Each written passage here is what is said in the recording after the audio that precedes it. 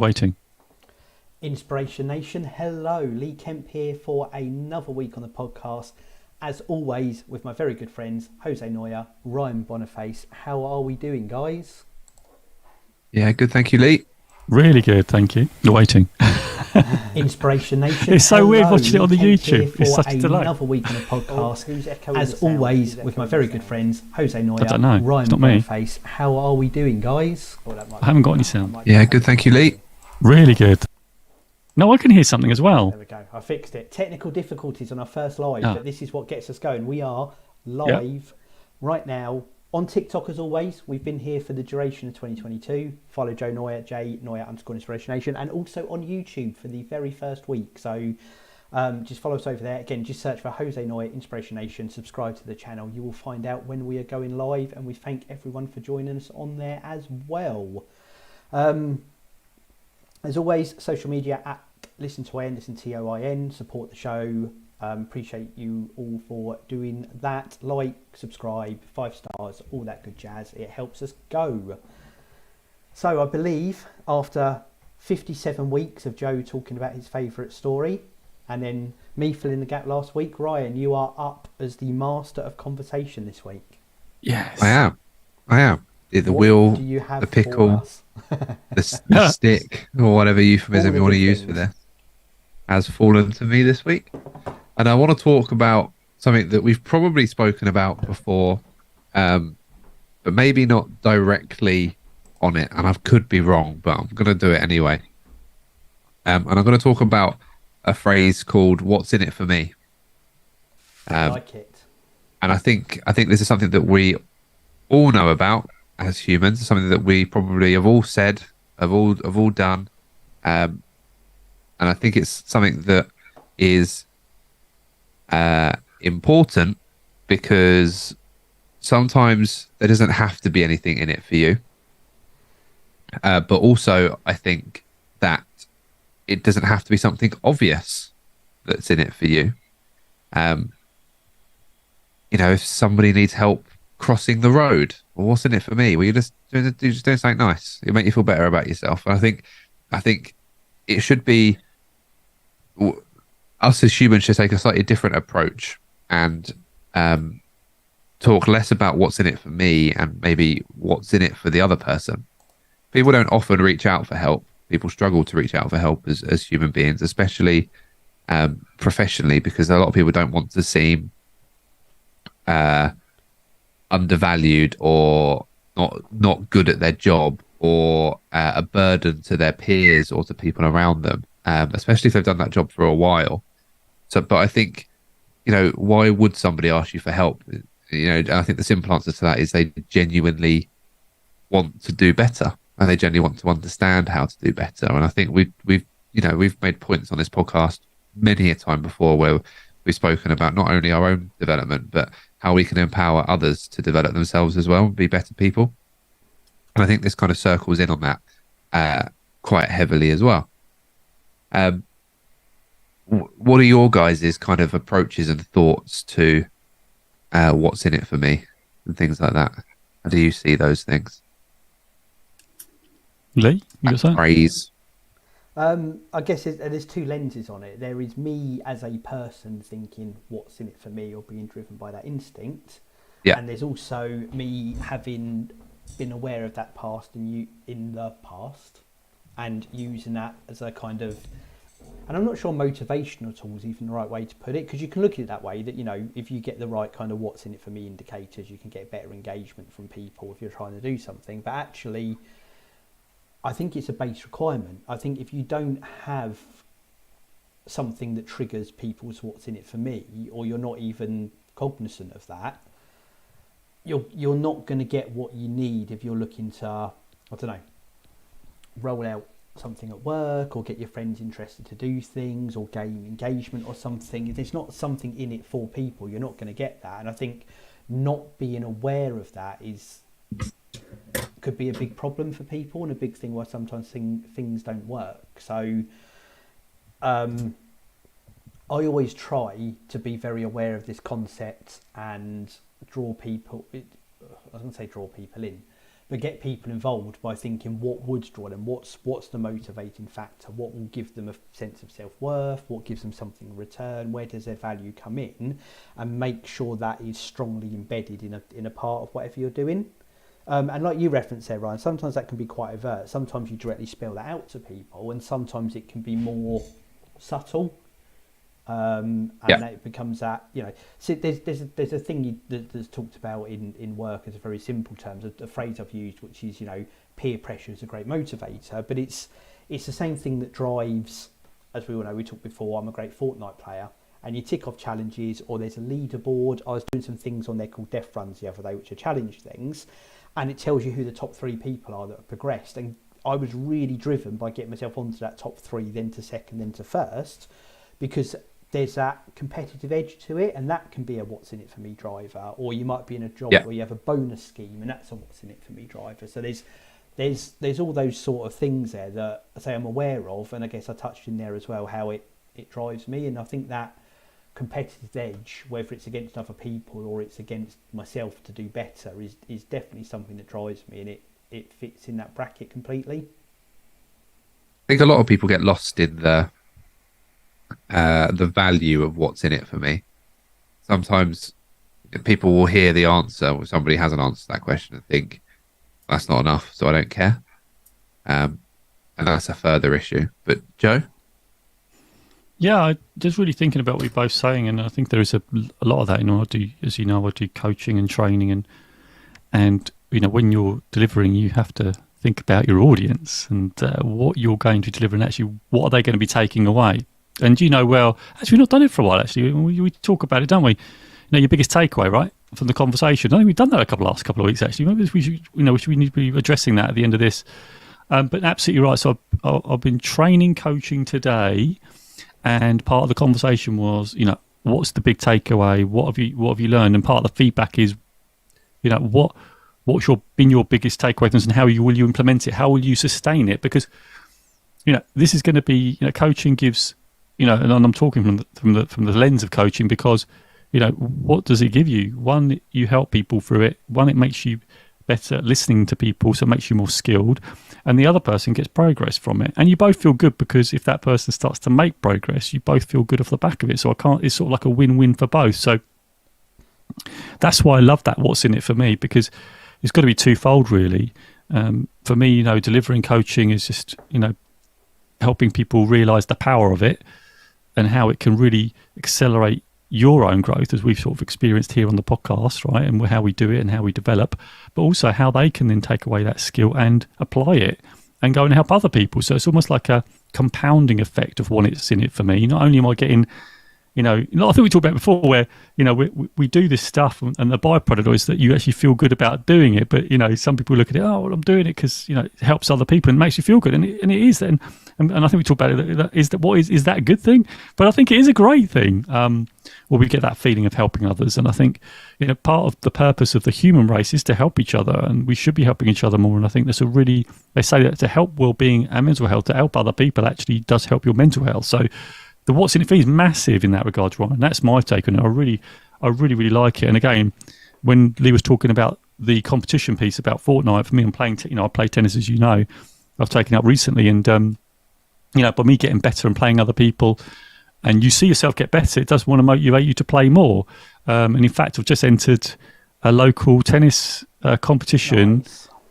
So I'm going to test my skills there. And the what's in it for me there is, I'm going to test against not only people in my club, but people outside the club, because it's not a club competition. It's actually like, like a local area competition. So I'm going to meet other people, and it's quite nice to meet other people. So the other is other social aspects, playing against others, playing against different styles, but maybe meeting some other people that are also keen in that as well. So there's a lot there, right? So it was a really, really good subject, Ryan, because I think sometimes you have to look for the what's in it for me as well, but maybe it's not obvious at first.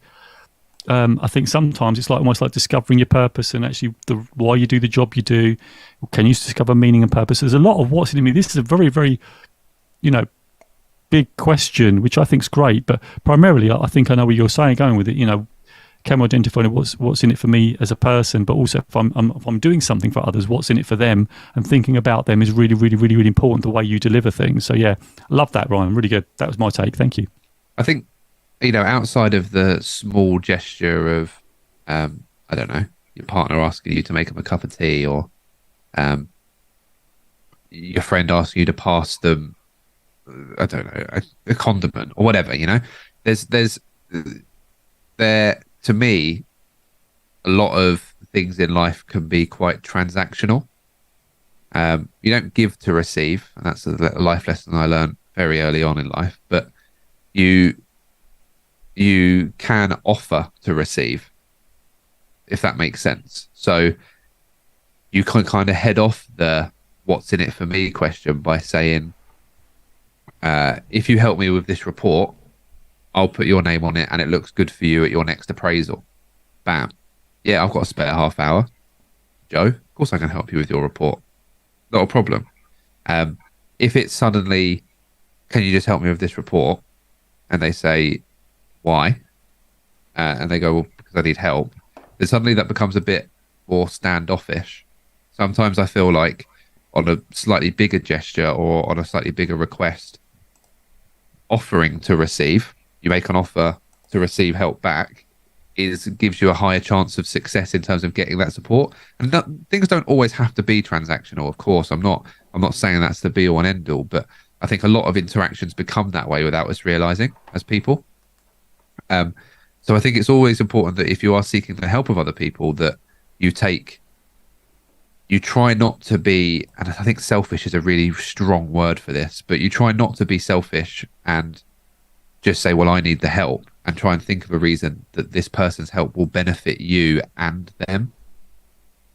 Because that's how you're likely to increase the chance of them saying yes. Absolutely. I think that's where it becomes a tool, if you like. So there's, again, it's the two lenses. One is, how does that affect you? How are you motivated by it? And actually, how can you start to motivate yourself by driving that? And we talked off air, I think, last week about this, Joe, but I'll reference it here, and I'll do another show in a while. But I've stepped up my whole kind of little and often plan on trying to get stuff done. And I talked to you last week about the fact that for the month for January, I made myself like a to-do list, and I broke that down into lots of little jobs, and I got through, I would say, 90% of that, which really progressed on a lot of things for me, which I was aware I needed to do, but I'd have done them with less. I don't think I'd have been as organised, and I probably wouldn't have got as much done if I didn't have it there. And in fact, my last job of January was to create a new list for February, which I'm now working on. But because I can tick them off as I go, and I have a little list of what I want to achieve as the balled up activities, and I can tick them off, for me, that gives me a good sense of achievement. So I'm kind of fueling my own what's in it for me by driving that, knowing that is what makes me tick. So I think you can use it for your own self-motivation. You can gravitate towards activities that you know you're going to get that fulfillment from, be it the to-do list or finishing last in a tennis tournament, whatever those things are. And I think then you can be conscious, like the examples we talked about there, when you're in, if you need someone to do something for you, if you need some help, if you know they've got a skill that you could utilise, then how do you consciously make that a two-way transaction? What can you, again, directly or subconsciously, give them in return, or know that what makes them tick to help with that? So I think you can really use that as a tool, not only to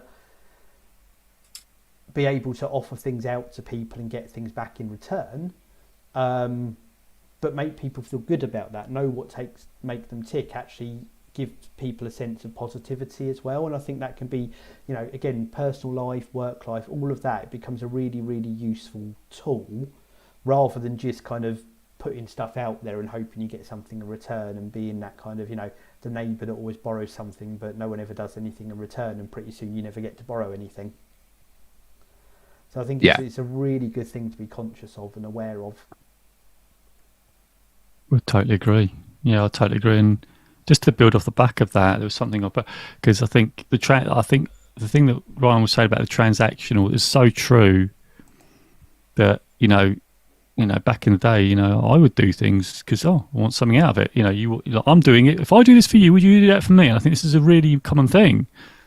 In fact, me and my beloved, we were like talking the other day, and I used to get a cup of tea or whatever like that, and I'm going to reveal this. She's probably going to kill me if she listens to this. I don't know if she listens to it anyway, but she said, "Oh, she said, I said, it's talking about a cup of tea. I guess a cup of tea. I said, no, I can't do it because I was editing editing the podcast. I said, I can't do it at the moment. But I do loads of things for you. I do this, I do that, I do the other. And what I said actually came back with what this is about. I said, this isn't transactional. I said, we do things because we want to do them. Like, I do things. I'll get you a cup of tea. It's not because I want a cup of tea in the future. I'm doing it because I want to go and get it for you at this point. And I don't want anything for it. I just want to do it because I love you. And that's how I was doing it. I said, this is what I mean. I don't think it's transactional. I think a lot of relationships can go on that way. And we had a good old discussion about it. It's really, really good. And we've been together 20, 30 years. And it's really interesting when we have these conversations that I now do things because I want to do them. I do them. And if I don't want to do them, I will be polite and say I won't do that. If people ask you for help, I'm more inclined to just say yes. And I really think this from like a real personal lens. And when I ask for help, which I do ask for help, I usually say to someone, I really like, if there's like a lot of things on data, for instance, or something, I'm not good with data, and you guys know I'm not good with technology. So if I have to collect a lot of stats and put those stats together, I'll try and find someone who's really great at stats because I am no good. I just know I'm not good at pulling all that stuff together. So I'll go to someone, I'll say to them, I really need some help. You're really good at this. And they are genuinely really good at it, and this is where I need your help. And usually the response is that they will help me because I've recognised their strength, and they'll help because they want to help because that's what they love to do. They love to do it, and I'm tuning into what they love to do. Likewise, when I'm in my place where I need some coaching strategy or whatever, people will come to me, and I'm really happy to do that because that's speaking my language. I can then use my strength in that area. So, but I'm doing it because I want to do it. I'm doing it because that's something I'm really trying to focus on. I'm doing it because I don't want to do it as a transaction. I want to do it because I actually want to do it for the good of what this relationship or whatever it is, for the good, for the greater good, I suppose I'm trying to say. I don't want to do it because I'm expecting something back in the future. That's what I want to get away from. But it's difficult, and I get it, and I understand it. So yeah, that's my take on it. But it can happen, like you say, anything like relationships, work, content, work, anywhere. But it's really, really interesting when you actually see and observe it. And sometimes you find it in yourself because sometimes you do it. And I'm trying really not to do it that way because I want to do it because I genuinely want to do it because I want to do it. And I think from doing that, from my point of view, I actually do a better job because I really want to do it. And that's where I think it really, the what's in it for me really speaks to me in that way. Yeah. I think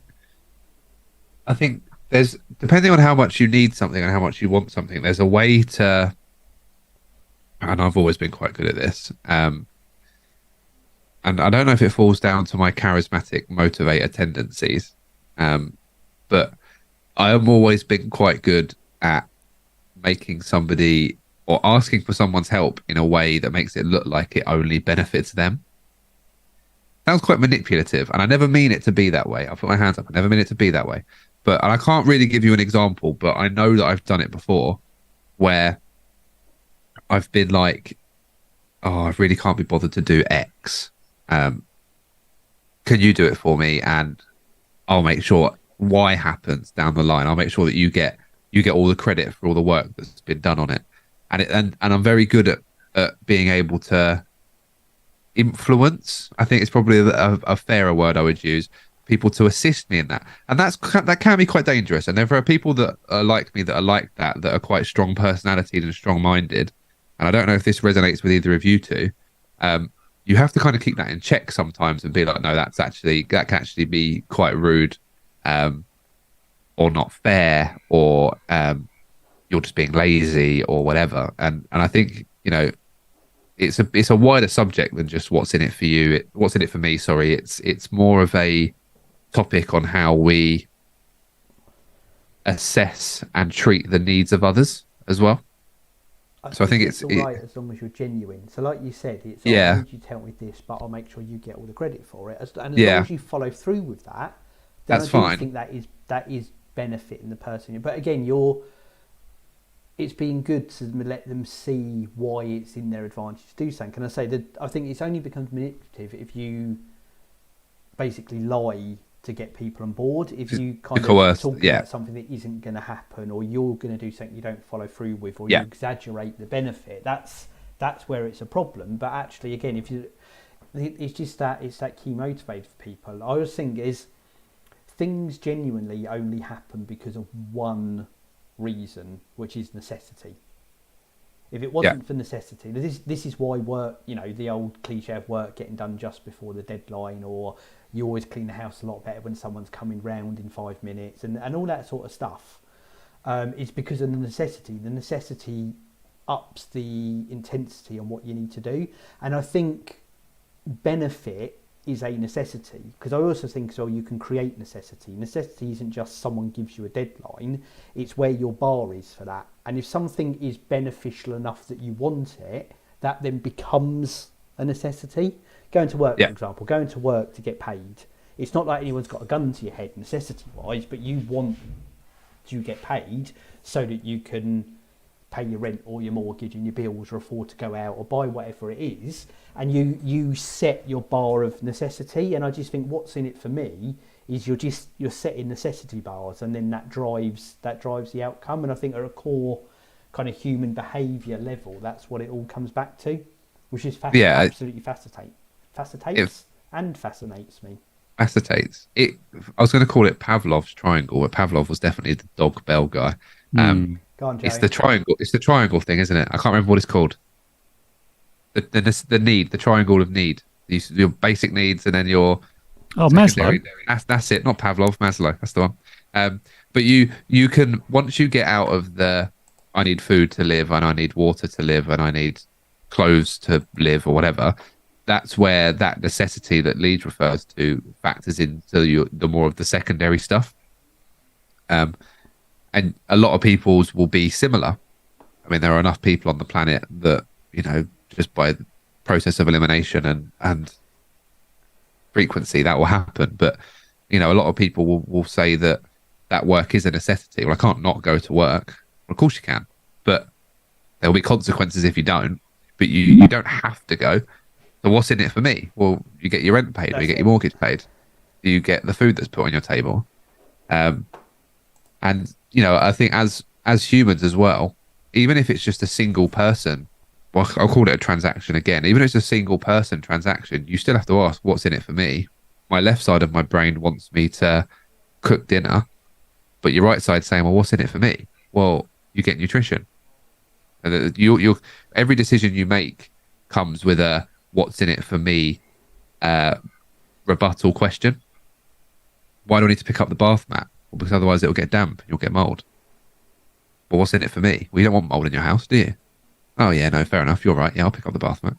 And that's the way that goes on in your brain without you even realising it. By the time you've got up in the morning and turned your alarm off and gone to the toilet and made breakfast, you've already asked yourself what's in it for me about 60 times. And or minimum, and you haven't even realised it. And that's all in the decision making of life. So you can really boil it down, and you can deep it, if you like, more so than what you would in a lot of other scenarios. And it's quite interesting when you look at it that granularly. Yeah, it's so funny you saying about the bath mat and then what's in it for me, because when my daughter's at university at the moment, but when she was here, she'd go in the bathroom, have a shower, and not pick up the bath mat. And she was definitely not thinking, oh, I'm going to be like, it's like my dad or my mum will pick it up. That's what it's in for me. I don't have to do it because they're going to pick it up. I just love that analogy. I just think, I know exactly which daughter did it as well. Does it all the time. But now they're in their own flat. They're picking up it all the time because they don't want to pick it up there. So now they're really thinking about, if I don't pick this up, no one else is picking this up. I have to pick it up. So I really like that, by the way. Necessity button clicking in, isn't it?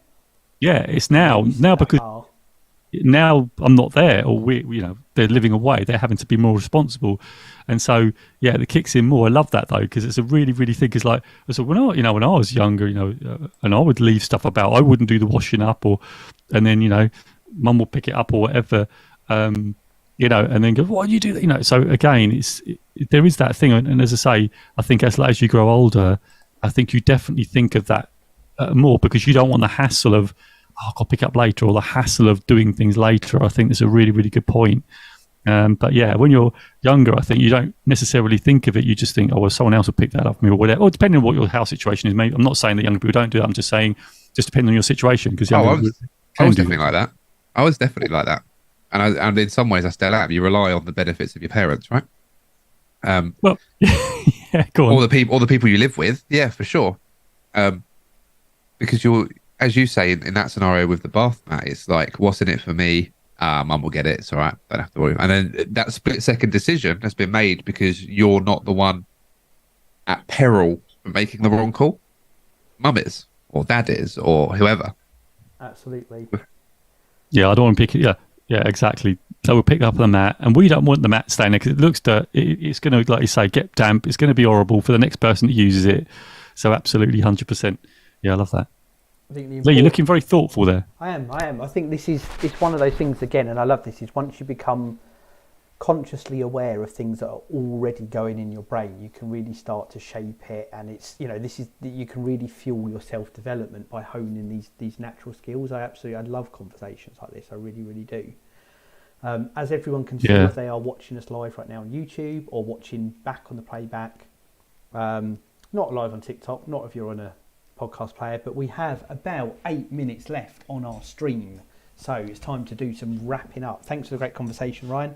Again, people out there, if you are with us now, chances are you like what you're doing. You probably do. You also like what we're doing. We'd love your support. Follow us over on Twitter at listen to Toin, listen TOIN. We are live every single week with the podcast recorded. You can get involved, interact in the show, get involved in the chat on TikTok, @Noya_Inspiration, and YouTube as well. Just search Jose Noya Inspiration Nation. Hit subscribe on either one. You will get notified. Not only that, there is loads of great content coming out in the week. Long form videos, short form videos, shorts, loads and loads of inspiration in whatever size you need it. And of course, if you are listening to us right now as you're walking up the road or in the car or on the bus on a podcast player, just come out that player, hit the 5-star button, hit subscribe. That really, really massively helps us in the algorithms, and we appreciate you for it. I'm at that stage where it's too much coffee or not enough coffee that I'm tripping over my words. I'm one way each side of that line at the moment, but I'll get it right one week. Yes, thank you everyone. And of course, inspirationnation.org.uk is your place for everything to do with the podcast. Nearly 4 years worth of podcasts in there to dip into if you haven't been through the archive. We appreciate everyone doing that. And of course, the store. Me and Joe are wearing our hoodies, you can see this week. Mugs are hopefully in shot as well.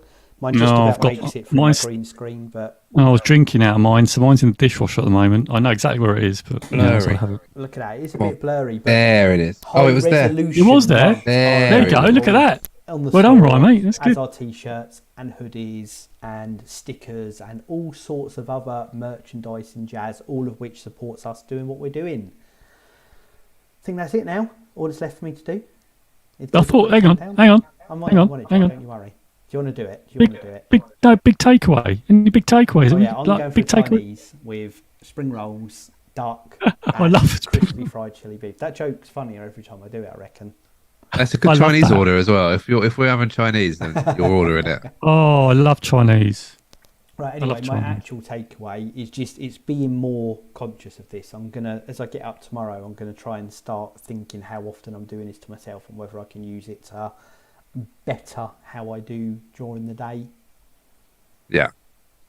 Mine is just to continue to try and not be so transactional. Like I really want to focus on that. Not doing it because I want something out of it. Doing it because I actually really want to do it and benefit the greater good. That's mine, and it, get out of that transaction mindset.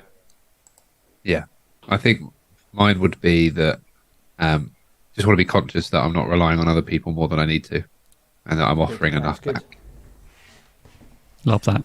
Good stuff, guys. Again, if you are on the YouTube, our favourite videos and recommendations will be coming up for you in a minute, all around the screen here. Please click, see what we've got going on. And if you are listening, just dive back in that archive of episodes as well. There is loads of great stuff there, even if we do say ourselves. Fab. 3 to yes. 1. Inspiration Nation. Inspiration Nation. Catch you guys later. Catch you guys later. Yeah.